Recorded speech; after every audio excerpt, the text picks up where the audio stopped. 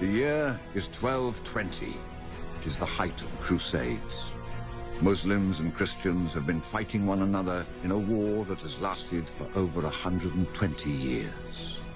Tens of thousands of Christian soldiers are trapped and dying on a flooded field in Egypt.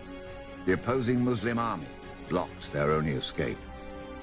St. Francis of Assisi and the Sultan of Egypt, Mohammed al-Kamil, have defied the angry times and human nature itself to cross the bloody battle lines and meet each other. But will it make a difference? How does anyone stop a seemingly endless conflict?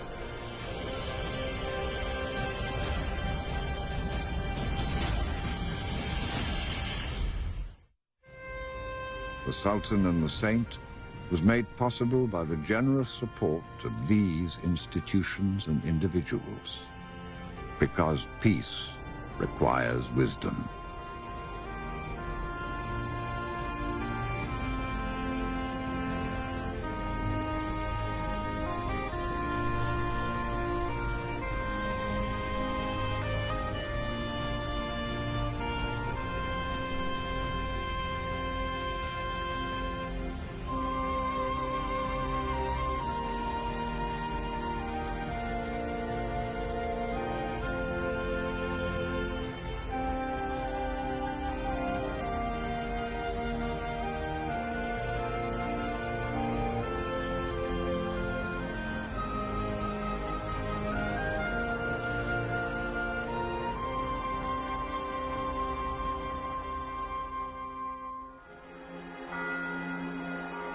Beset by revolts and numerous assassination attempts, the beleaguered ruler of the Eastern Christian Empire of Byzantium makes a reluctant appeal.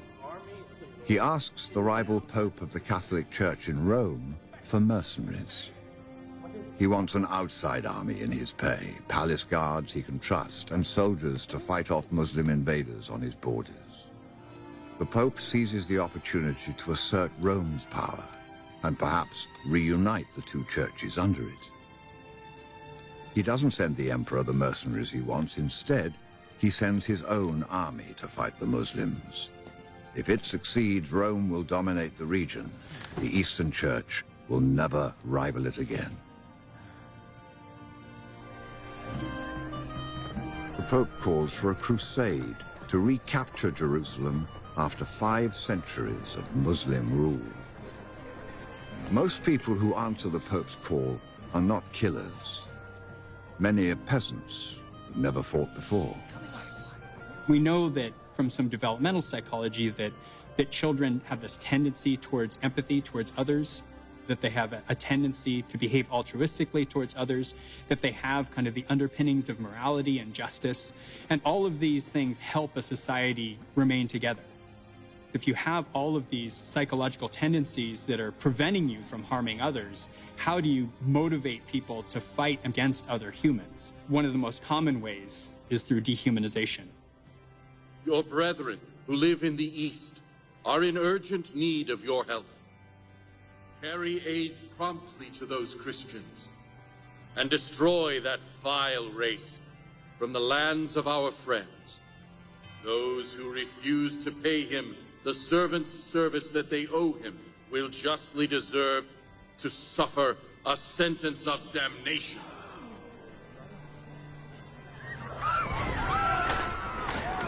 What you unleash, then, is a certain religious fervor. We are going to take our holy sites from these non-believers.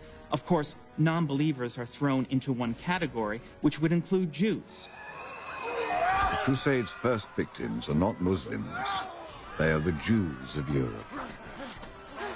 There's nothing special about the teachings of religion that's driving conflict. Evidence is starting to show that the psychological tendencies that drive conflict are a complex combination of processes in the brain. They're a bunch of kind of deep structures that are underneath, that are kind of central in the brain. Oftentimes it's referred to as the reptilian brain. And we know that it responds really strongly to fear conditioning, fear learning.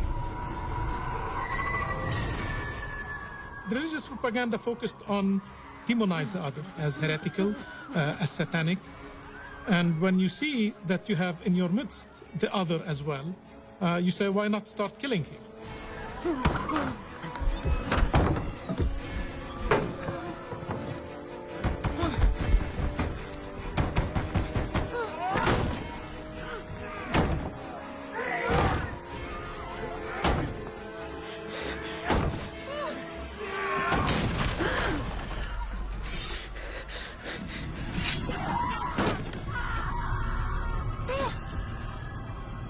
Contemporaries were very puzzled as to why some of the Crusaders attacked the Jewish communities. The excuse was that the whole race was guilty of the death of Christ, and therefore they were fair game. This kind of moral disengagement from harming others through dehumanization seems to be a major route through which you can get one group of humans to actually harm and kill another group of humans. Those who would follow Christ to the crown, let them also follow him to battle! You have a situation where you have a lot of fear activated, so the subcortical structures are kind of going off the hook. It's very strong. It has a powerful effect on our behaviors and can flip immediately.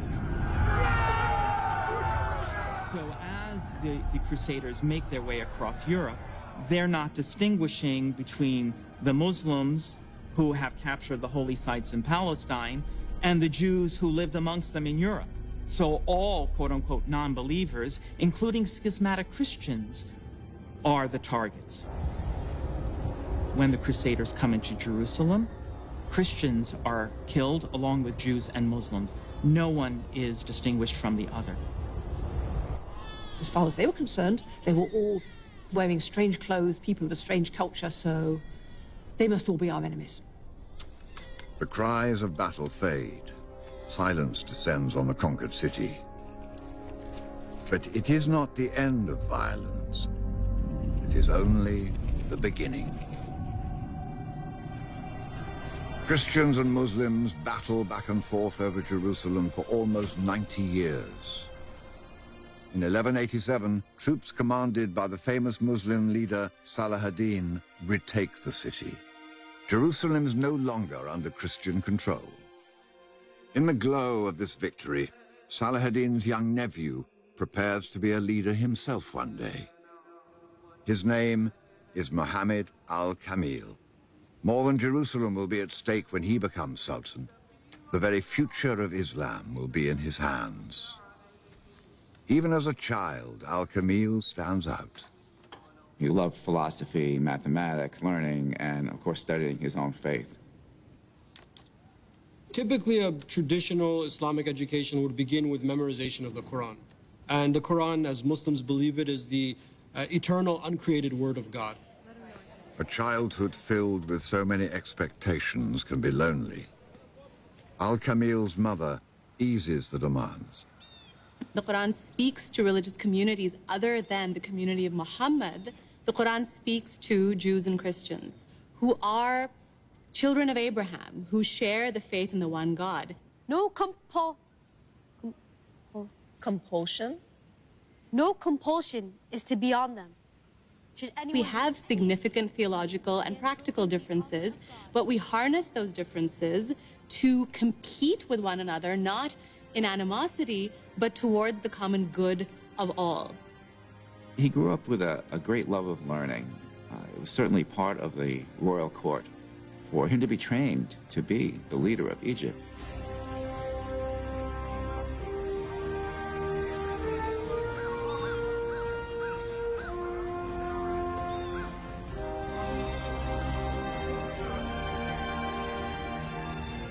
Al-Kamil comes to power at a time of crisis in Egypt. Poor harvests have brought famine.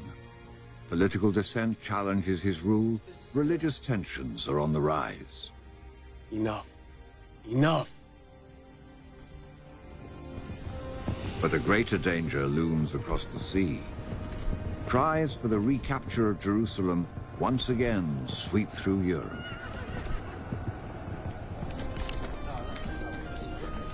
In the markets and streets and taverns, a romanticized view of war takes hold. Many dream about the glories of battle and are eager for the coming conflict. One of them is a young man named Francis from a small Italian town called Assisi. As a young man, Francis is what we might call a bon vivant, a man around town. His social activities are hanging out with his friends, probably going around Assisi, you know, making a little bit of trouble. Drinks for everyone! Although he was a member of the middle class, and his father being the merchant, Francis also had pretensions of the class above him, the aristocracy, the nobility. He liked to dress in fine clothing. He liked the panoply of being a knight, the armor, the weaponry. He was like a knight wannabe. Petty wars between Italian city-states were common. When one erupts between Assisi and a neighboring city, Francis eagerly joins.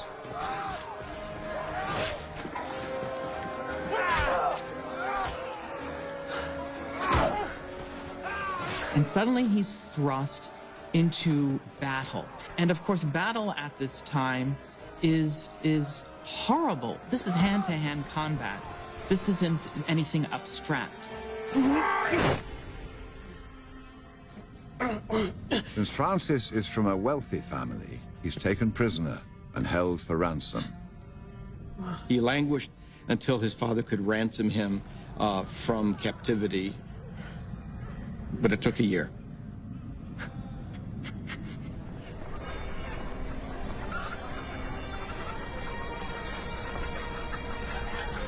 Francis leaves that imprisonment after a year as a shattered and hollowed out young man.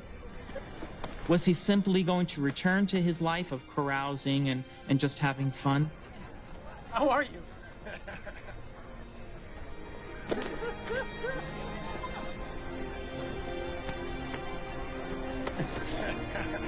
What are you doing? What are you...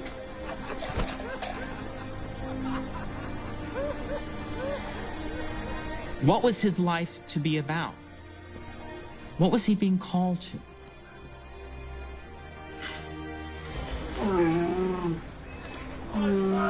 In Cairo, a dispute between Muslims and Christians threatens bloodshed. Sultan al-Kamil has very good relations with Christians. On one occasion, there was a dispute about whether a mosque or a church should be built on a certain site. The mob in Egypt wanted to build a mosque next to the most holy Christian church in Cairo. It must go. A mosque once stood here. It must be rebuilt.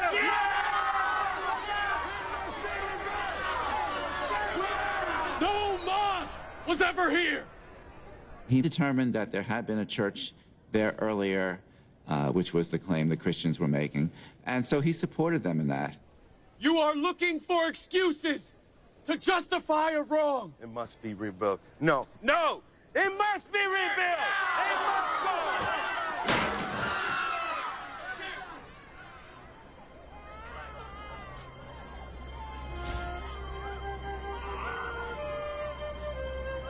No.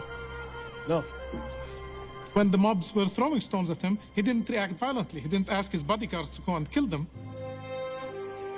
God created us separate nations so that we could learn from one another and become better in what we are. Not harm one another. Become less.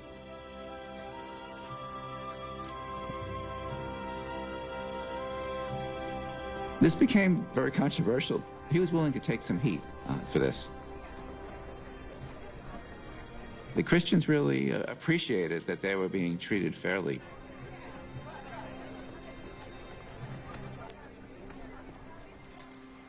Francis spends a number of months, perhaps even a year, wandering in the countryside. One day he comes to the profound insight of his life, which will be the foundation for the rest of his life and his spirituality and of his own order. Leprosy was a common and much feared disease in the Middle Ages.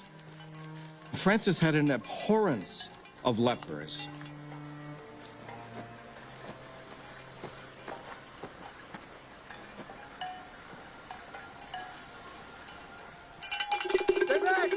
they would have to make some kind of noise with a bell or a clapper when someone was approaching.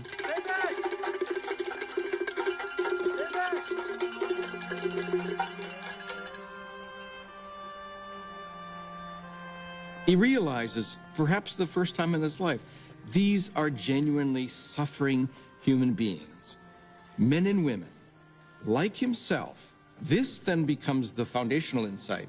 Every man and woman, without exception in creation, is a brother and a sister, one to another, constituting a commonality that we all share with each other.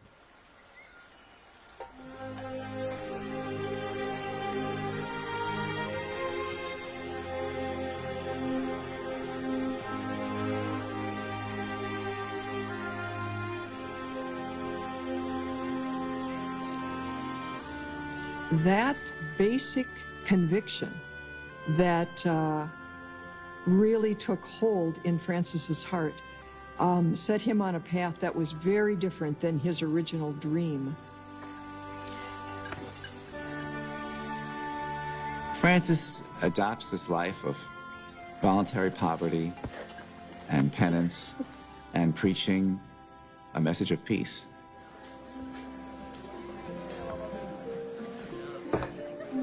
Gradually, there's other young men in his town who see the wisdom of this and are attracted to it because they also want to drop out of the cycle of violence that is afflicting them. Where there is darkness going on, where light, where's everyone go?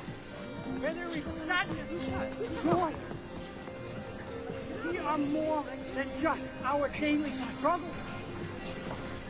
The Lord has made us all for a greater purpose. To be instruments of peace.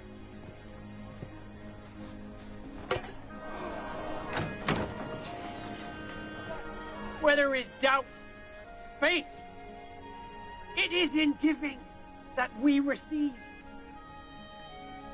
It is in pardoning that we are pardoned. It is in dying that we are born to eternal life.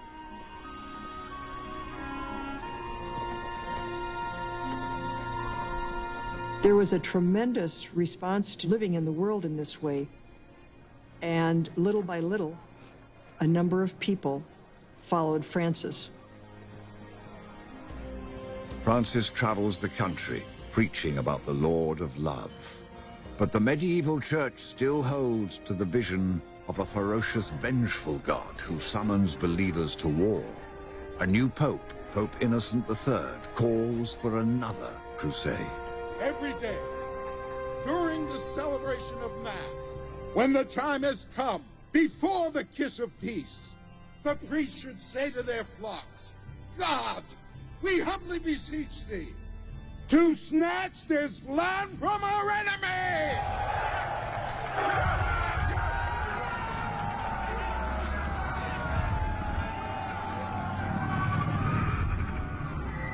The Crusaders go to Constantinople on promises to fund their new war over the Holy Land. When the payments don't come, they attack Byzantium instead. Once you've stoked this in-group fervor, it seems like that can be applied to many different outgroups. They make a prostitute sit on the emperor's throne.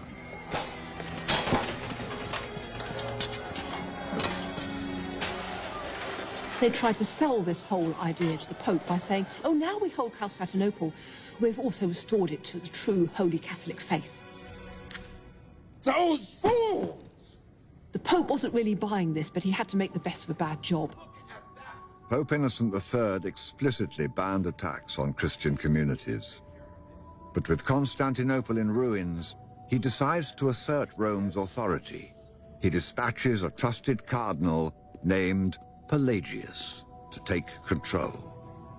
Cardinal Pelagius was sent as the Pope's legate, and he was sent to solidify the gains of the Latin Christian Church, the Roman Church, against the Greek clergy who wanted to return to their own city. He wears these scarlet robes, which was something new at the time, because that's the color of the martyrs that he's adopted. What has happened here is a travesty. Don't speak until given permission. Such behavior. Tell him to tell his priests that they are subject to the one true Pope, His Holiness in Rome. What right Tell do you have? him that the only words I want to hear from him are the names of those priests who ignore this. That is all. He was known to be a hard-nosed, intransigent supporter of the papal policy. In other words, it was the supremacy of the Latin Church over any competitors, be they the Greek Church, be they Islam. No one speaks unless Pelagius first gives permission. Understand? Go.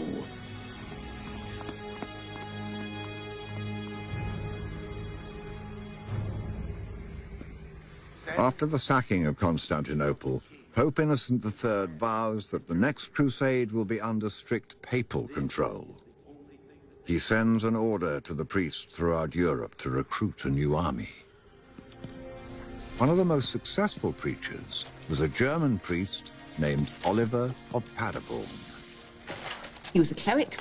He was involved in preaching the crusade, a very intelligent man, very pious man. He was also technically minded because he designed some of the war machines used during the crusade. A strategic decision was made by the Christian leadership to attack Egypt. If we could control that trade route, we would be rich people. If the Crusaders conquer Egypt, they can easily take Jerusalem. And if powerful Egypt falls, the Muslim Middle East will likely fall with it. Only one thing stands in their way, a fortress city called Damietta, at the mouth of the Nile. The Crusaders could not sail through the Nile unless they took the town. So if you were to control Damietta, you almost control Egypt.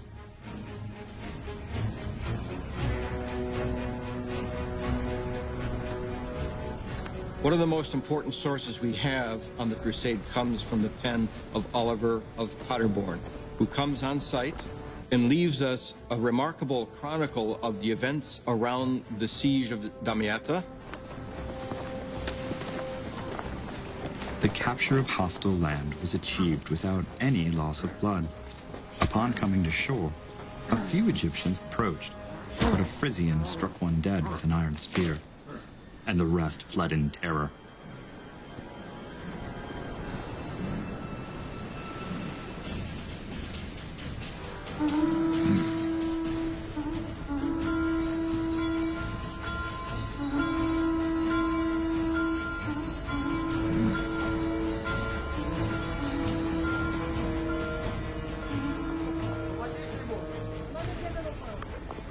News of the invasion reaches Cairo. Al-Kamil hurries a force to Damietta.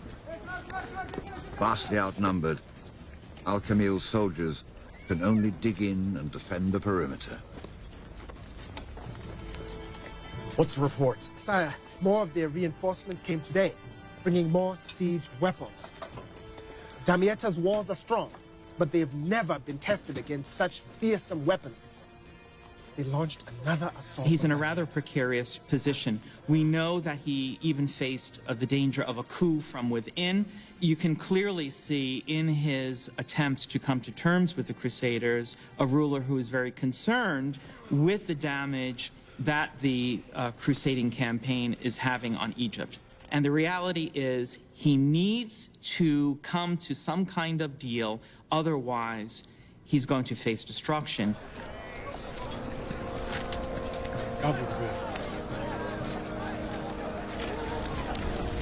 The war racks Egypt for 2 years. During this time, Francis is preaching the gospel and growing his movement across Europe. Now he wants to bring his message of peace to the crusade. He travels to Damietta with another friar named Illuminato.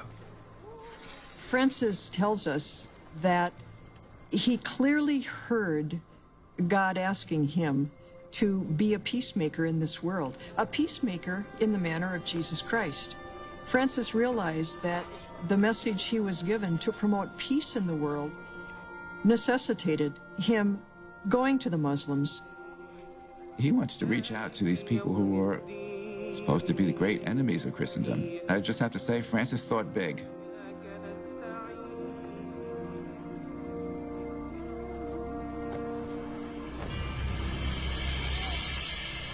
Pelagius is sent by the Pope to lead the new crusade. His presence in the camp at Damietta was a rather provocative presence. He was an instigator in order to ensure that the Pope's policy of the defeat of Islam happened.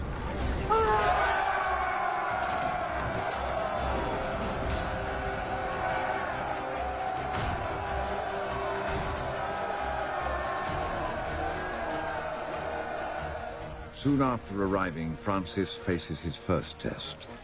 Pelagius calls for a new assault on Damietta. Francis decides that he's going to speak out against this battle. He feels he's called to do this.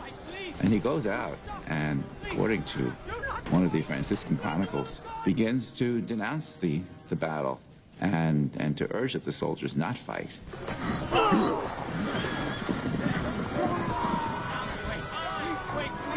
The saint leapt to his feet and rushed to the Christians, crying out warnings to save them, forbidding war and threatening disaster. But they took the truth as a joke. They hardened their hearts and refused to turn back.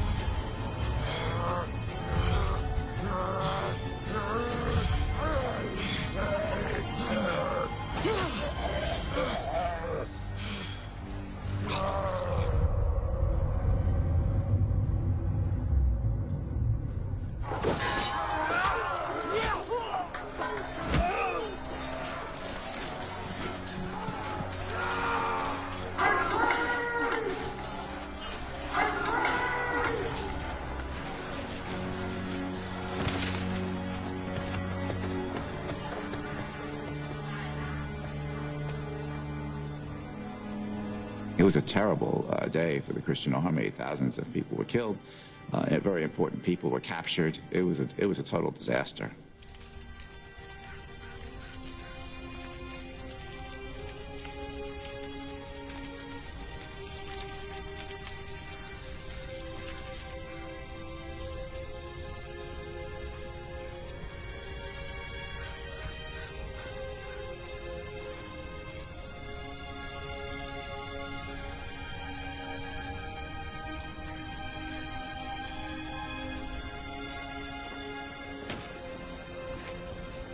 This is what we will do.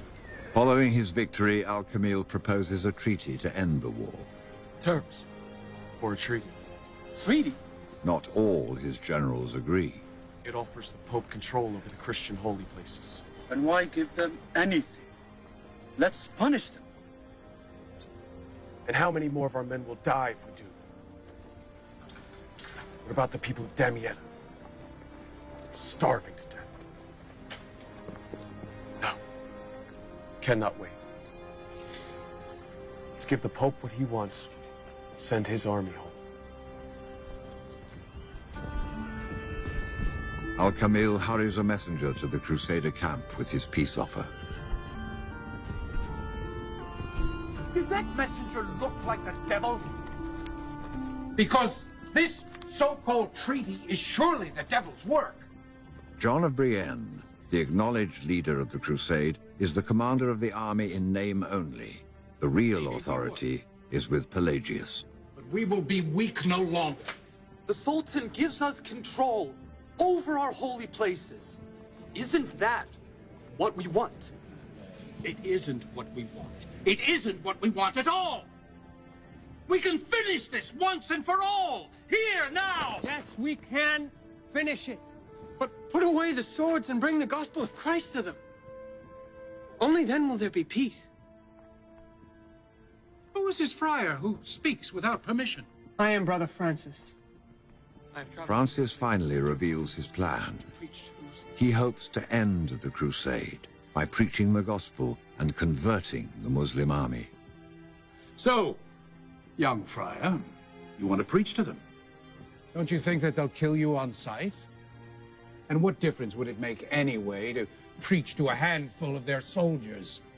I intend to preach to the Sultan. Oh, no, you're being ridiculous! If the Sultan is not the devil himself, he is surely the devil's servant.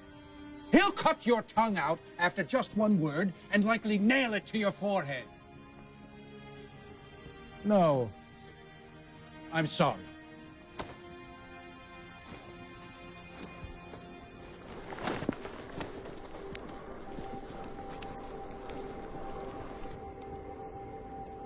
You think his real intention is to martyr himself?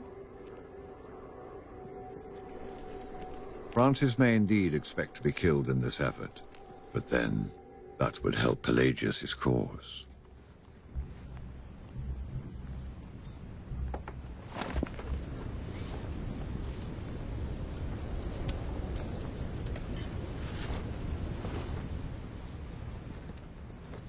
I sent for you to tell you that I've changed my mind.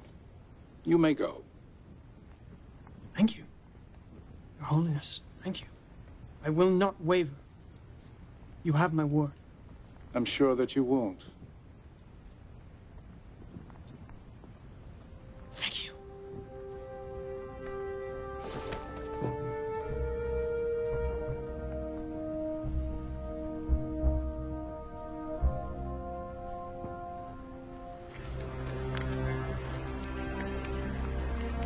Francis and Illuminato cross the corpse-strewn battlefield. Wait, please! Please! Wait, we're ambassadors! We come in peace! We come in peace! Please! The startled guards almost kill them. Francis shouts that he's an ambassador of Christ. Speak to the Sultan! Maybe this man is bringing news about the Sultan's treaty. Please!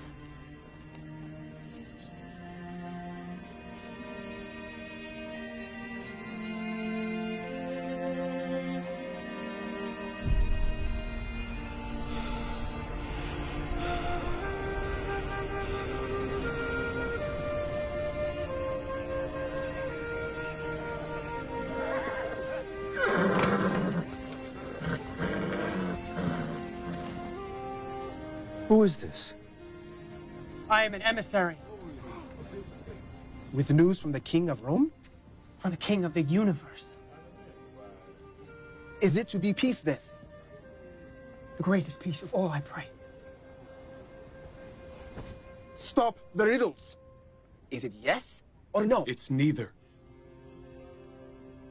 He isn't sent by their leader. Isn't that right? No, I come for Christ. I come to preach. I come for peace. It's an insult. If this is their answer, we should kill them.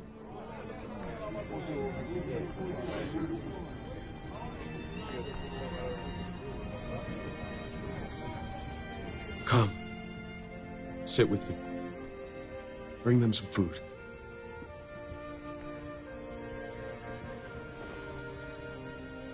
I think that Francis must have been surprised at what he experienced among the Muslim people, because the popular notion was that Muslims were heathens. They were considered the enemy, of course, and more strongly, they were considered beasts. After this encounter in the tent of the Sultan, Francis and Illuminato were pretty much given free rein to walk and to be and to live in the camp for a few weeks. These two were indeed seeking peace in the midst of war, so they were open to being transformed by the person who was allegedly their enemy. One account says that Francis offered to walk through fire to prove the truth of the gospel. The Sultan declined the demonstration, but said that Francis could address his court.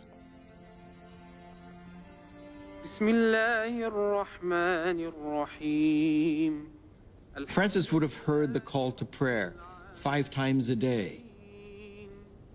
I believe in watching Muslims pray, men and women, 5 times daily, that it really struck Francis unexpectedly. I don't think he was expecting to see this, to know this, but I think it profoundly moved him. مالك يوم الدين إياك نعبد وإياك نستعين اهدنا. In the name of God, the merciful and compassionate, glory be to God, the Lord of the worlds, the merciful and compassionate King of the day of judgment. It is you alone we worship. It is you alone we ask for help. Give us this day our daily bread. Forgive us our trespasses, as we forgive those who trespass against us. Lead us not into temptation, but deliver us from evil. Amen. You can directly challenge this perception of dehumanization by showing someone an example of a member of the other group who's particularly human, right? Who displays these very characteristics that you define humanity by. It makes sense from a neuroscience perspective why this would be so transformative. If you eliminate that distinction between us and them, processes that would normally be there to drive conflict are now all taken offline, wholesale. Francis, I believe, came to the insight by watching Muslim men and women pray that prayer is of the essence for the creature. That if you are a creature, what you do is pray. Faith. Where there is despair, hope. Where there is darkness, light. Al-Kamil fulfills his promise.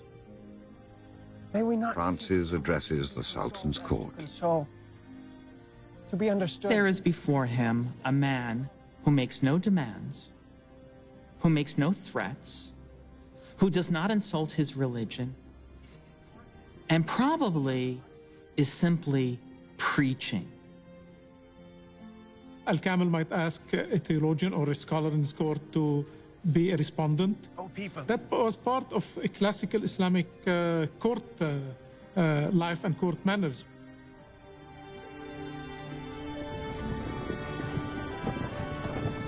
The respect they had for each other spoke volumes to Francis that this indeed was not an enemy. This was not a beast, but this truly was a brother.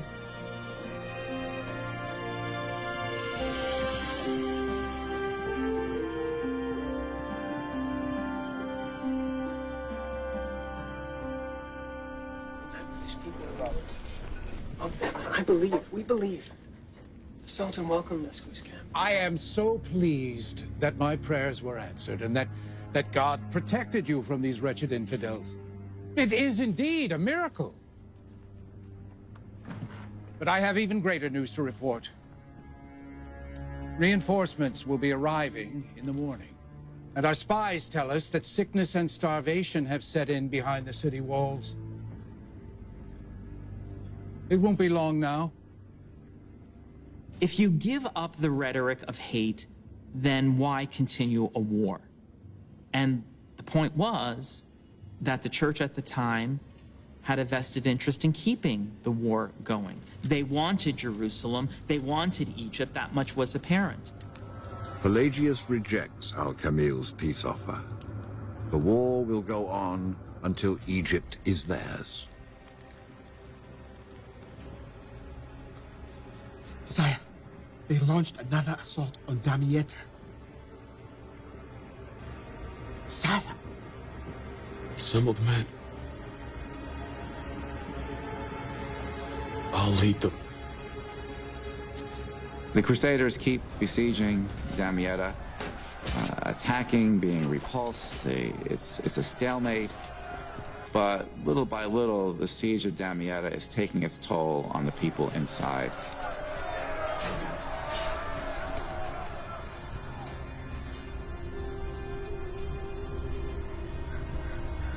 How long since they've been at the ramparts? 3 days. Alert Cardinal Pelagius. There were 80,000 people at the start of this war, and almost all of them die from disease and starvation. And so, in the end, a party of Christian troops, Crusader troops, goes, and they just kind of go up and enter the city.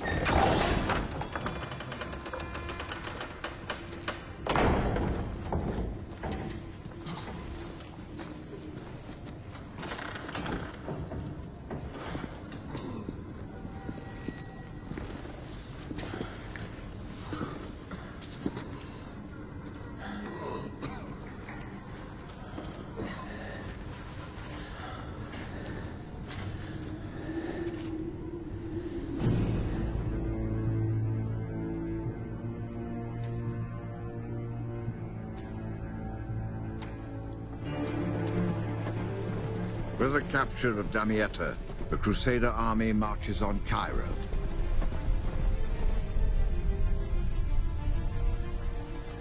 Al-Kamil must retreat. The panicked population flees the countryside. All is lost.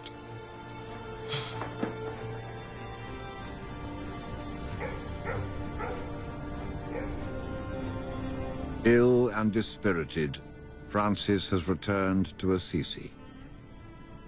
It's really a low point in his life. First of all, he's ill. Secondly, he's learned that his order has gone in directions that he disagrees with.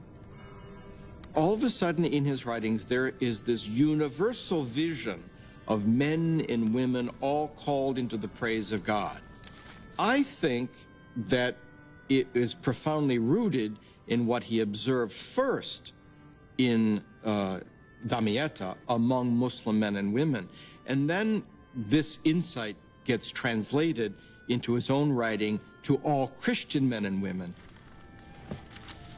He writes a letter which we call the Letter to All the Faithful, in which he urges every man and woman in the world to pray. In another letter, he writes, perhaps a herald could go through the town announcing time for prayer. He says that you must make Christians stop every day and pray together wherever they are. The biggest indication that Francis was changed by his encounter with Sultan Al-Kamil is that he rewrote the rule of his order, its code of conduct, its constitution, really, to say to his friars that you can go and live in peace among Muslims. You could not have a saintly figure who is willing to see the goodness in non-Christians. Guard.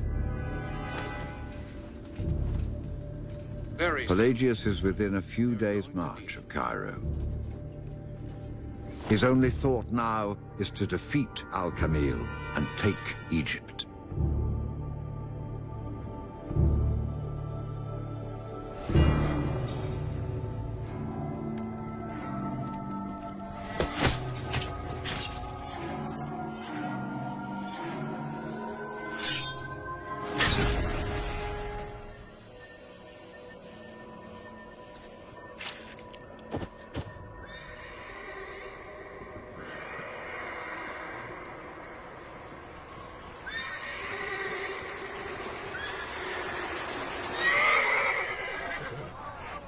The Crusaders thought that they got it made.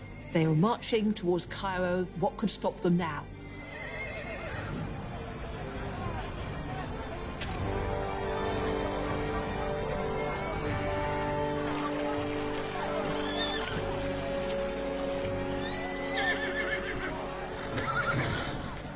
The answer is the Nile.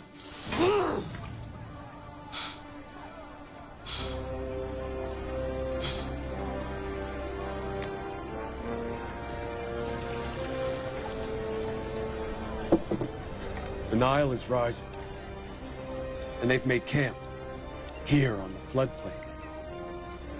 The Crusader army does penetrate deeper into Egypt, but doesn't know the terrain, doesn't understand these networks of canals that they have, and this river, this ancient river, which can be raised and lowered.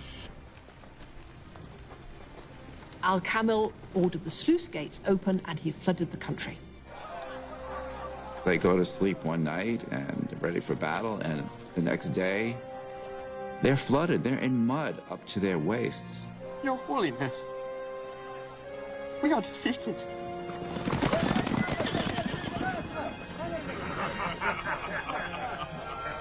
This is it. They've left us no choice. And you know it. All the generals told him, let's go for the kill.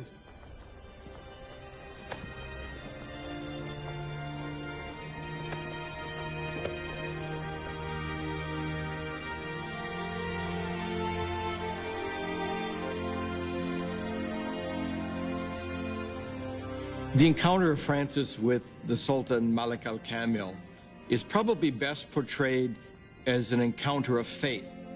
It was a faith exchange. It wasn't so much an intellectual debate, but it was an exchange of two men of faith testifying to how God has led them to this point in their lives. And each seemed, according to the testimonies, okay to listen to the other's perspective and allow God to be God in the lives of both of them.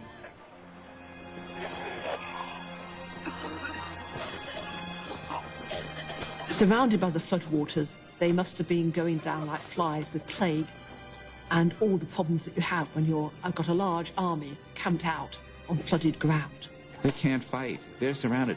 The Muslim army could kill them all at will. He realized that the Crusaders are now in a very dire situation. They had starvations in their camp. They are surrounded by mud. They can't escape.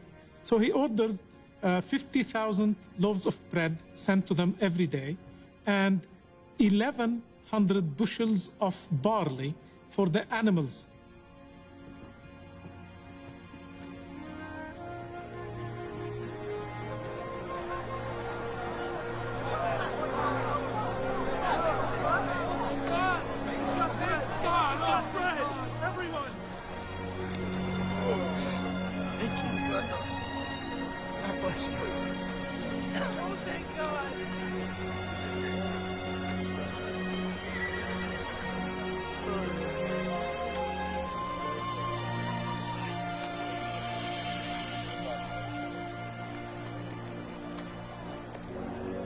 The Sultan was moved by such compassion that for many days he freely fed us as we were dying of hunger. Who can doubt that such kindness, mildness, and mercy proceeded from God?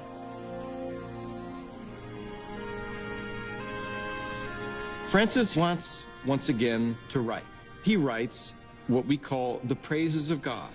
He names the attributes of God that he's giving praise for. And he says things like, You are mercy. You are forgiveness. You are compassion.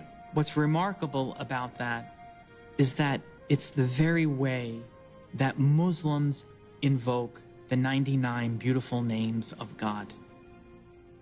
The 99 names of God are attributes of God. For example, the merciful, the compassionate, are the qualities embodied by God, are the ways in which God interacts with creation. And Muslims recite and meditate upon these divine names as a means of self-transformation. The Crusaders surrendered control of Damietta and returned to Europe.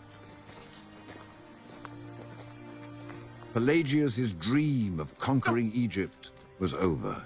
A few years later, he lost another war against the Christian king who refused to send troops to the crusade. Shortly after that final defeat, Pelagius died. Oliver of Paderborn returned to Germany, never again taking up the trade of war. John of Brienne gave his wealth to the Franciscan order. He was buried wearing the simple robes of a friar. Al-Kamil's act of humanity marked the beginning of the end of the terrible period of conflict known as the Crusades. People are less anxious to sign up for crusading. They were no longer convinced that Islam was the implacable enemy of Christendom. Another reason being the emphasis on the God that Christ preached. The loving God, the God who forgives, becomes much more important. You are love. You are charity. You are our hope. Francis died 7 years after Damietta. 2 years later, the church declared him a saint. Loving. The guide to the right path. The all-forgiving. The merciful. The compassionate. Al-Kamil ruled for 20 more years. His reign was marked by fairness towards the Christians of Egypt. He buried his mother in the mausoleum of a famous Muslim scholar he studied as a boy. Bloodshed and war didn't end with the Sultan and St. Francis. Angry, dehumanizing words spark violence today as before. Transcending differences. The road to peace runs through the common humanity that we all share. The Sultan and the Saint was made possible by the generous support of these institutions and individuals.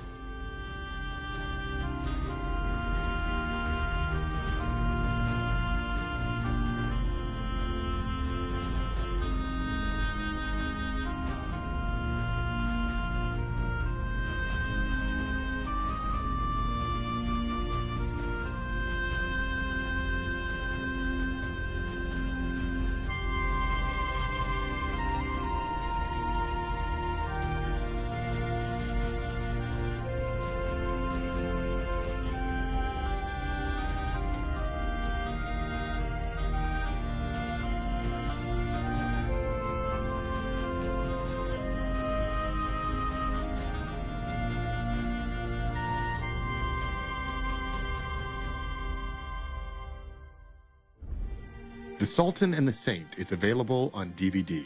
To order, visit shoppbs.org or call 1-800-PLAY-PBS.